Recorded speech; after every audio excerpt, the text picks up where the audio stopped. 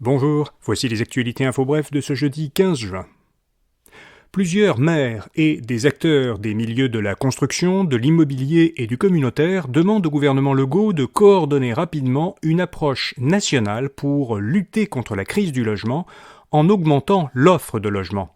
Dans une lettre ouverte, ils demandent que l'ensemble des décideurs adoptent une feuille de route commune qui comprendrait des actions concertées, des cibles et un échéancier à respecter. Selon les signataires, le Québec a besoin à court terme de 100 000 logements supplémentaires. Or, les mises en chantier résidentielles sont à leur plus bas niveau depuis 1995. Justin Trudeau promet davantage de ressources pour se préparer aux feux de forêt. Il a affirmé hier à Saguenay que l'armée canadienne et les pompiers étrangers venus en renfort continueront, dans les prochaines semaines, d'aider les pompiers canadiens à lutter contre les feux de forêt.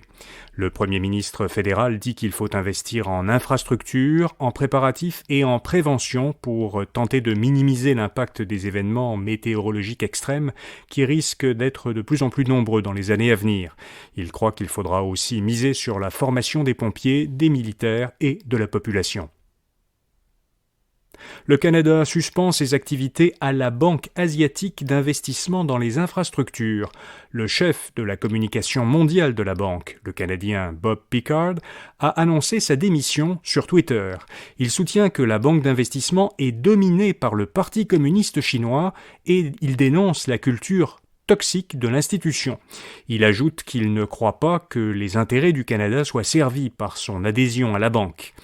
Alors, à la suite de ces allégations, la ministre des Finances, Chrystia Freeland, a indiqué que le gouvernement fédéral suspend toutes ses activités avec la Banque asiatique d'investissement dans les infrastructures et le Canada reconsidère son adhésion à cette institution. Les relations Canada-Russie seraient sur le point d'être rompues. Lors de sa récente visite en Ukraine, Justin Trudeau avait annoncé la saisie d'un avion cargo exploité par le transporteur russe Volga-Dniepr. Ce transporteur fait l'objet de sanctions par Ottawa parce qu'il est soupçonné de transporter du matériel militaire. Le Canada est ainsi devenu le premier pays du G7 à saisir un actif russe.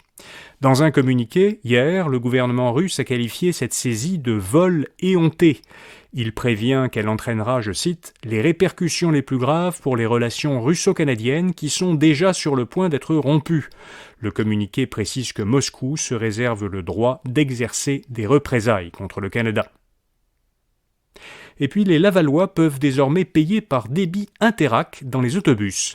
La société de transport de Laval permet depuis hier à tous ses usagers de payer leur trajet d'autobus sans contact avec leur carte de débit, leur téléphone ou même leur montre intelligente, si leurs informations bancaires y sont enregistrées. La ville de Laval est la première au Québec à offrir cette option de paiement à bord de ses autobus. Elle avait déjà été la première à permettre le paiement par carte de crédit en 2017. Voilà, vous savez l'essentiel. À demain matin pour d'autres actualités info bref. Bonne journée.